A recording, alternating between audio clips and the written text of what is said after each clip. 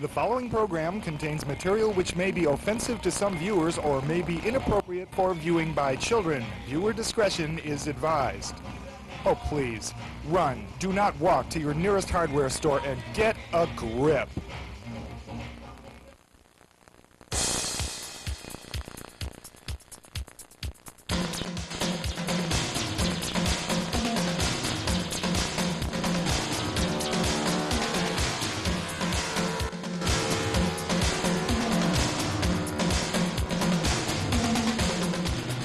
This is Night Scene, the longest-running TV show about the gay and lesbian community in the history of television. Tonight, we continue our interview with Portland Cable Access production coordinator Gregory Franklyn. We also conclude our interview with the young man from McMinnville, Nicky. We've got a great blast from the past featuring Lady O, and of course, another episode of The Snitchers at Home. You'll see it all tonight on Night Scene.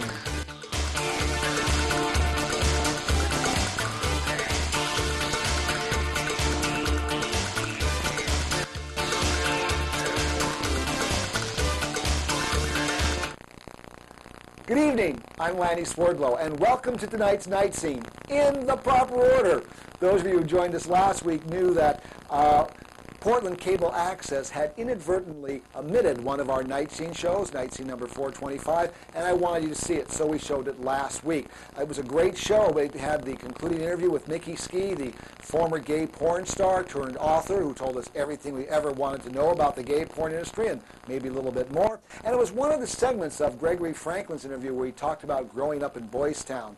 I think that was something we really needed to learn about. So I hope you saw it last week. But now we're back on schedule. We continue our interview with Gregory and Nicky and even more, so stick around. But before that, I want to show you a little public service announcement about an upcoming event that I'm going to be going to. It is called Towards Rational Living. It is the second annual Atheist, Humanist, Skeptic Symposium. And here's a little information about it.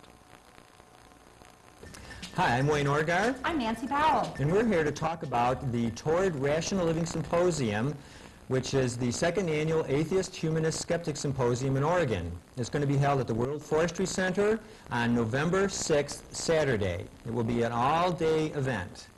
We start with a panel of physicians who tell you about doctors at risk here in Oregon and all around the country.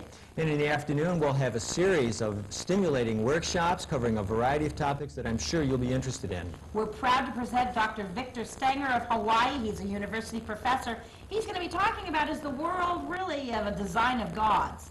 And in the evening, we're going to have a discussion and topic of political advocacy and organizing in our own state of Oregon, plus entertainment by the Barquette Brothers. We're pleased to bring this to you for a mere cost of $25 for the day, $35 if you stay for dinner. You can buy tickets through Fast Tick outlets at Fred Meyer stores near you. So please mark your calendar, November 6th. We hope to see you there.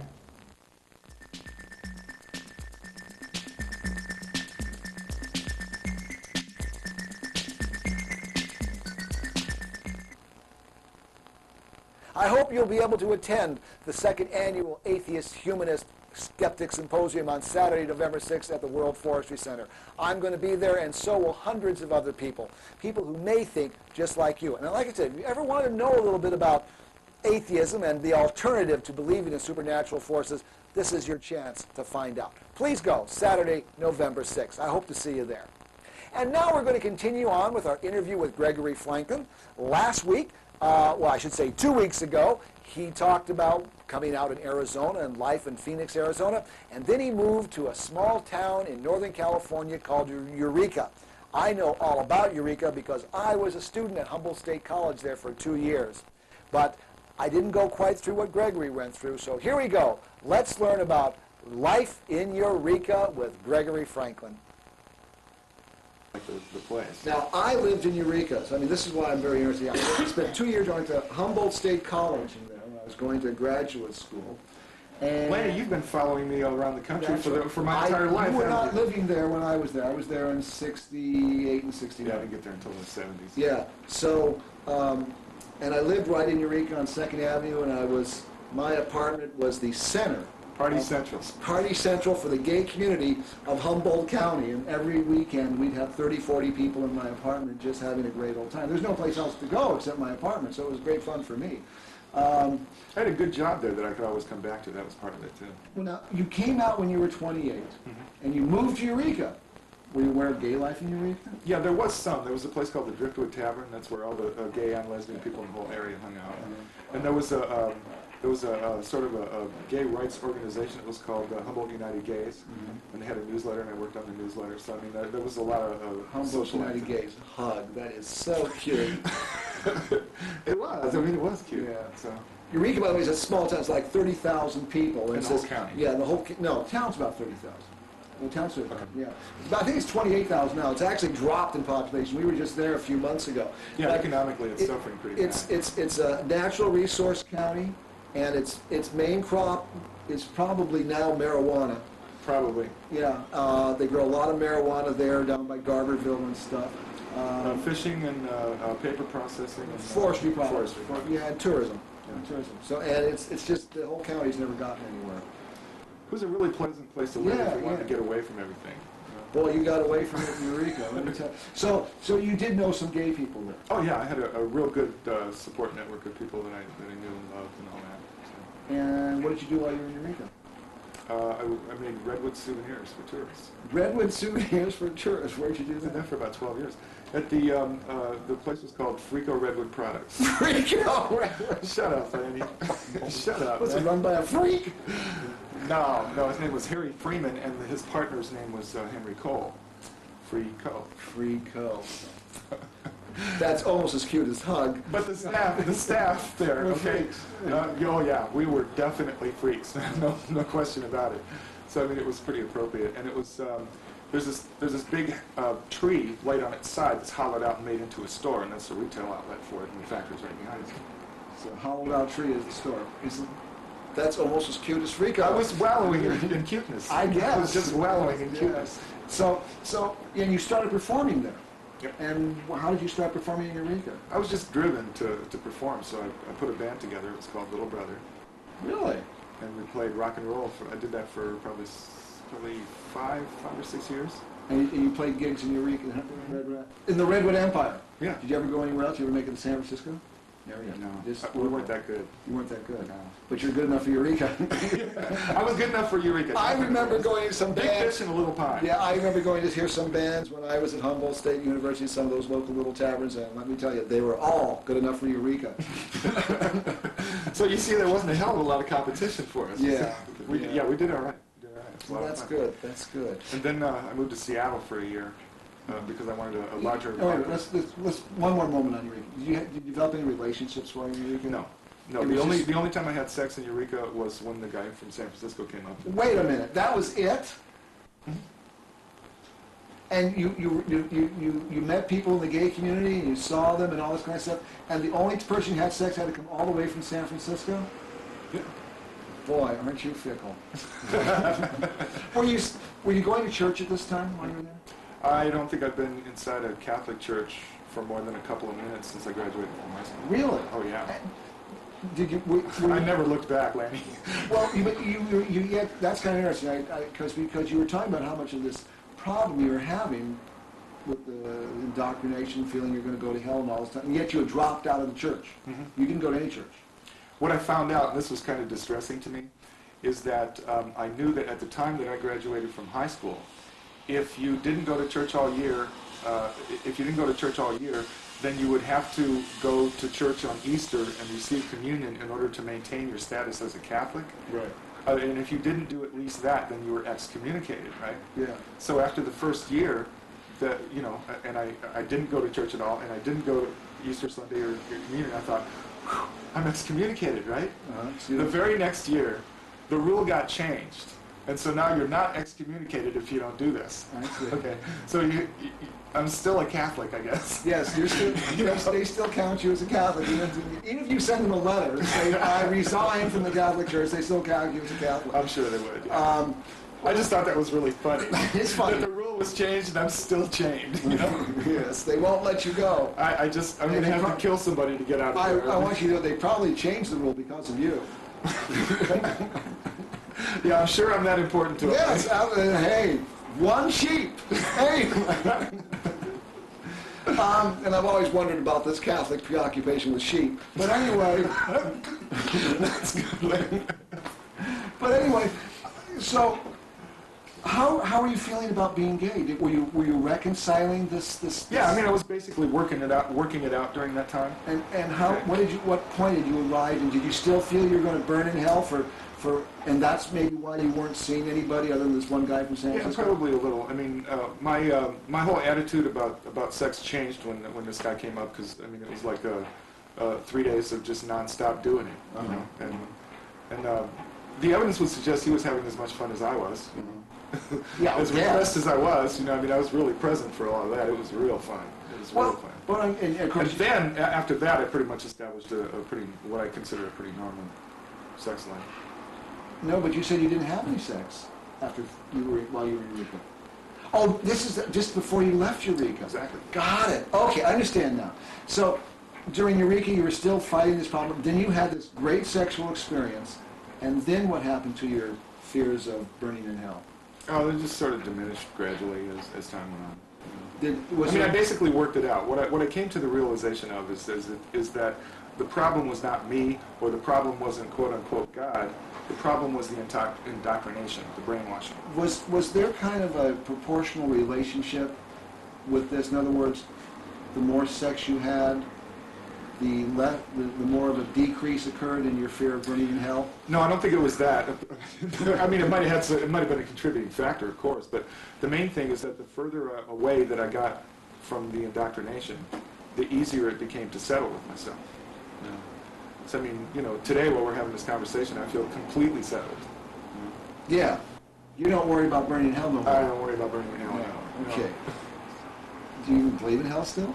I don't think so. You don't think I so? don't think so. You're on the fence about that. Yeah. I mean, spiritual matters are like, it's, I don't think there's a religion in the world that relates to spiritual matters the same way that I do, other than maybe Native American. A little bit. A little bit. Yeah. Well, that's take. But to me, there's stuff going on that we don't necessarily see. For an example, okay, as an example, if I went over there and turned the radio on, okay, there would be music coming out of it because there are waves coming through this room right now that the radio would pick up. Okay, Right. We can't see them, we can't feel them, but they're definitely there. But the radio can pick them up. Yeah. Something can pick them up. Exactly. Yeah. So I think that for me, life is happening on a number of different levels all at once. A lot of them I can't even see. That's how I determine who my friends are, okay? Because if I communicate with somebody and all of the levels that we're communicating on agree about who that person is, then I trust them. I see. Okay. I'm not sure what he said there. We'll be continuing our interview with Gregory Franklyn next week. And next week we're going to be showing you one of his own personal music videos that he made. Tune in. You'll like that. And now it's time for a blast from the past. And tonight we're going to be featuring one of my favorite performers of all time, Lady O. Here he is in performance from the Old City Nightclub on Northwest 13th. If you sit real still, I got the Antichrist in the kitchen yelling at me again. Yeah, I can hear and saved again by the garbage truck. I got something to say, you know, but nothing comes. Yes, I know what you think of me, you never shut up. Yeah, I can hear that. But what if I'm a mermaid in these jeans of his with her name still on it? But I don't care, 'cause sometimes I said sometimes I hear my voice and it's been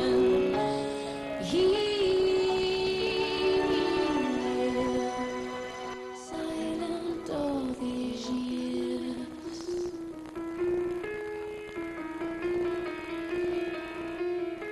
So you found a girl who thinks really deep thoughts. What's so amazing about really deep thoughts? Boy, you best pray that I bleed real soon. How's that got for you? My screen got lost in a paper cup.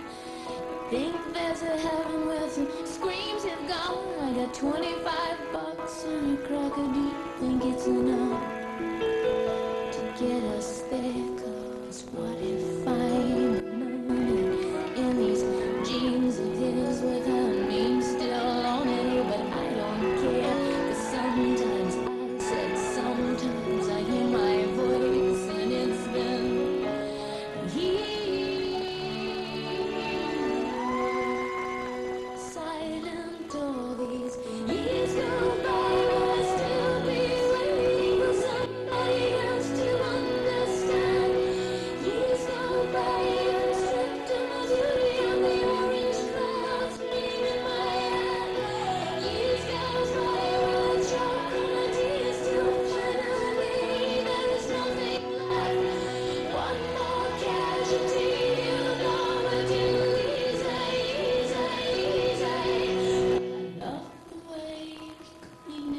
shade. Your eyes focus on my funny little shade. Let's hear what you think of me now, but baby, don't look up.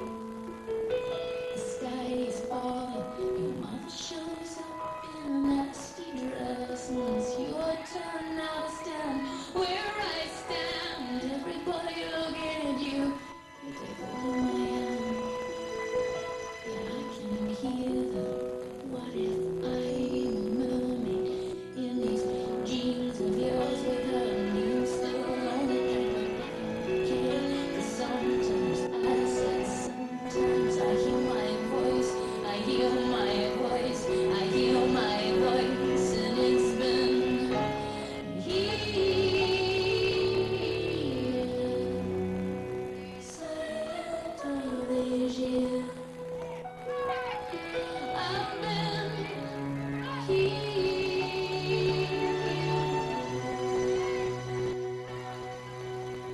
silent all these years. Silent all these. Silent all these years.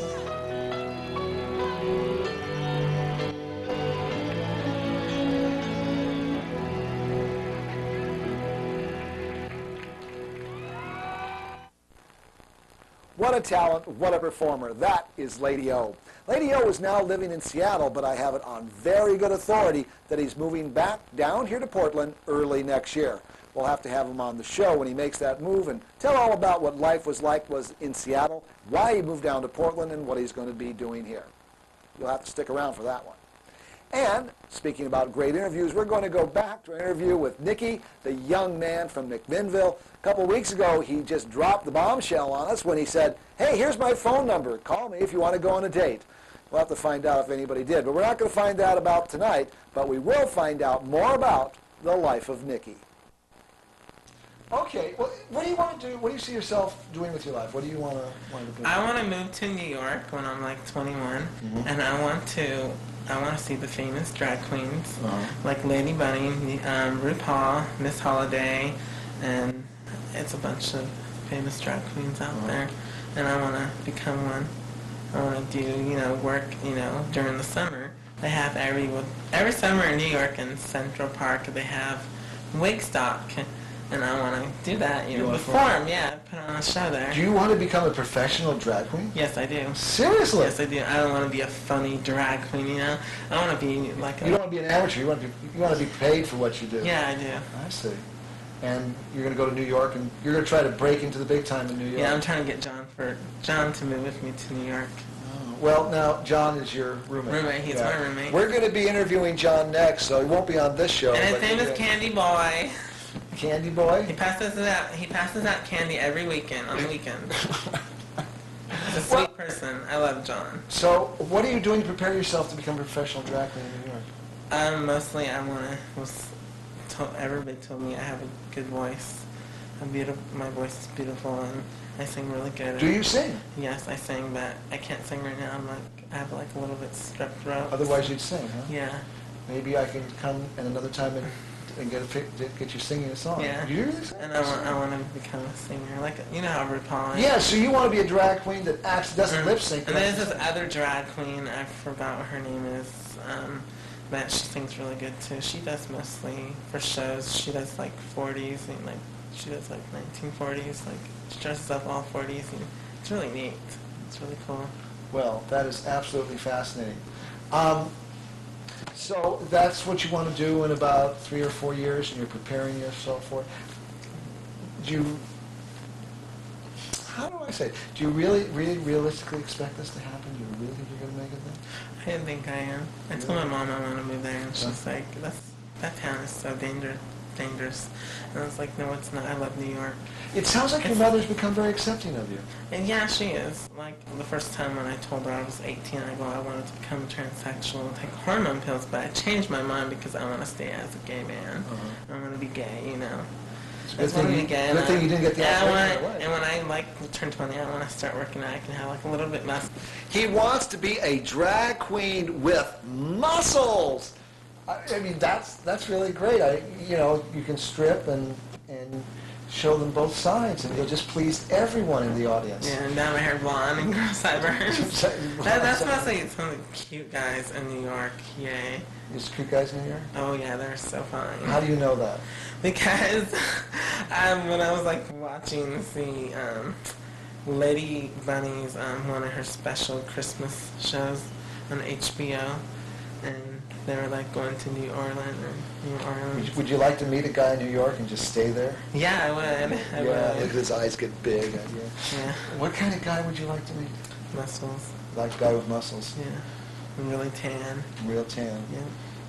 Blonde hair and tan? Yeah, blonde hair. And big muscles? Big muscles. Okay. And would do you see yourself sort of living in a marital bliss with the person? No, I'm not really. I don't want to get married yet. Mostly, I was thinking about it because when I had a dream, I was married and I was getting married. I had this long, beautiful white wedding dress. You're kidding! You had a dream with you had a white wedding dress on. Yeah. Okay. And I had my wig on, and I was like, Alexis. Well, I changed my drag name. It's like called. I'm thinking it's called. Can't remember his drag name. Molina? Molina? Yeah, something like that. Like that. There's a town in Oregon called Molino. You know Molino? But that was a beautiful name. I stole the name from my cousin because she's an exotic dancer. I stole her stage name. I was like, I'm taking that bitch's stage name. You got a cousin that's an exotic dancer? Yeah, she said if she ever sees me in drag, she's going to slap me like a bitch. I was like, whatever. I'll be taller than her in my spike heels. She'll be down on the ground. That's really cute. That's really cute. Well, Nikki, this has been a fun interview. I've enjoyed doing it. We've learned a lot about you. Thank you for sharing that with us. Yeah. And I hope you make it to New York. Yeah. And don't forget, if you want a date, call 228-2842. Give me a call. For a good time. For a good time. For a good time. And I might be in the ad sometime. So you never know when you answer that classified ad. Yeah.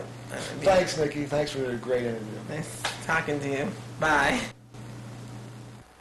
That concludes the interview with Nikki. What an outrageous young man. He's got some really good plans for the future. I hope he makes it. We'll have to find out. And, of course, I hope he gets a good date from the phone numbers given out here on our Night Scene show. We'll have to have him back on, and maybe the person or persons that he goes on a date with and finds out what an unusual date it is with Nikki. Thanks, Nikki, for sharing your life with us here on Night Scene. And speaking about sharing life, we're going to share some more time at home with the Schnitzers. Harold and Arlene Schnitzer, who have never given a single dime to the gay and lesbian community and have only done whatever they can to cause us problems. Here they are, once again. Let's visit them at their palatial home. Hi, welcome to Harold and Arlene Schnitzer. We Want It All Corner. This is my lovely wife, Arlene. But Harold, I must tell you, we don't want it all. We own it all. That's true. We already do own it all. Yeah. And what we don't own, we'll soon get. Oh, of yes, course. Yes, of course. Well, anyway, how have things been going for you today, dear? I was a little bit frustrated because I was down at Saks getting a whole new set of jewelry, dropping about $250,000 or so, maybe up to a half if they were nice. But, I couldn't find parking downtown. It's so frustrating. No. Yes, Harold, I know, can we talk to Vera about that? Would you like to talk to Vera about getting a special parking place for just yourself? Well, it would be nice if I Arlene had Schnitzer, one. you have a little space all for yourself right there. On Broadway, right by Saks. Well, Harold, we do give let me see what I money can. to the city of Portland. Let me see. I've got Vera somewhere in my pockets here. Oh no, well, Vera, she's not in my pocket. What happened to Vera? She was in my pocket this morning. You know what? We had her out the other day to change those zoning regulations so we can get those little houses built for those dirty old poor people. Vera? Vera, are you in there? Vera? There she is. You put Vera in your purse. Oh, that's Vera. Right. Okay. There you are now. Would you please have a word with her? Vera, we need a special Arlene Schnitzer parking space. We'll call it the Schnitzer Parking Memorial. That's right. Yes, just a little space. We don't need anything too big. So don't you park in Arlene's parking space downtown, or you'll get a $16 ticket. Vera said so. Right. You heard it right here. Okay, honey. Thank you. Well, you put Vera right back in my pocket. Yes. Thank you. Okay. Well, you join us next week when we'll see who else we may pull out of Arlene's purse. Well, once we get that pool boy out of there. Anyway, next week, join us again for another fun time with Vera and Harold and Arlene. Schnitzer, maybe. What do you mean, pool boy? At Home with the Schnitzers. That's a program you'll only see on Night Scene. Join us next week for another exciting episode. And speaking about exciting episode, that brings this episode of Night Scene to a close. I hope you've enjoyed it, and I hope you'll join us again next week. And don't forget about our 24-hour voice messaging system, 286-1764. What you like about the show, what you want to know. Maybe you'd like to be on the show. Leave your name and phone number. I promise I will get back to you. Please be patient, though. It may take a little time, but I will get back to you. Also, don't forget the second annual Oregon Atheist Humanist Skeptic Symposium on Saturday, November 6th at the World Forestry Center. You can get your tickets at FastTix. I'll be there, and so will lots of other people. I look forward to meeting you. And until next week, when I look forward to having you join us again on Night Scene, my name is Lanny Swerdlow. Have a very good night.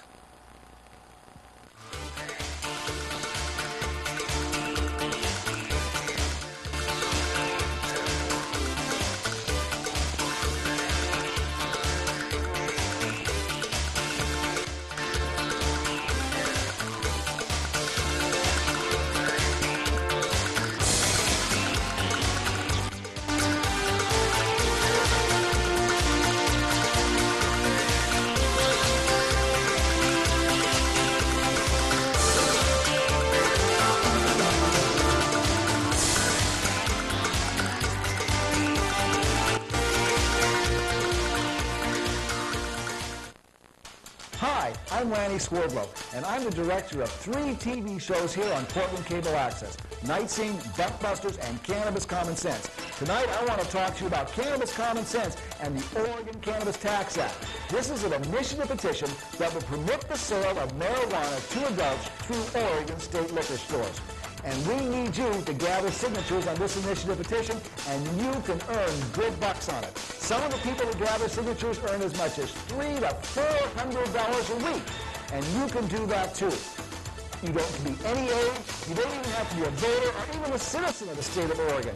Literally anybody can collect signatures on this initiative petition. You're interested? Call 235-4524. That's 235-4524 to learn how you can earn up to $300 to $400 a week gathering signatures for the Oregon Cannabis Tax Act. And when you call that number, you tell them Lanny sent you.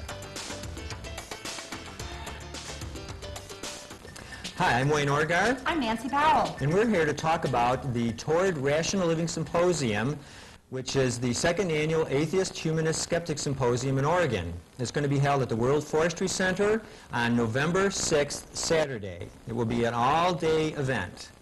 We start with a panel of physicians who tell you about doctors at risk here in Oregon and all around the country. And in the afternoon, we'll have a series of stimulating workshops covering a variety of topics that I'm sure you'll be interested in. We're proud to present Dr. Victor Stenger of Hawaii. He's a university professor. He's going to be talking about, is the world really a design of God's? And in the evening, we're going to have a discussion and topic of political advocacy and organizing in our own state of Oregon, plus entertainment by the Barquette Brothers. We're pleased to bring this to you for a mere cost of $25 for the day, $35 if you stay for dinner. You can buy tickets through FastTix outlets at Fred Meyer stores near you. So please mark your calendar, November 6th. We hope to see you there.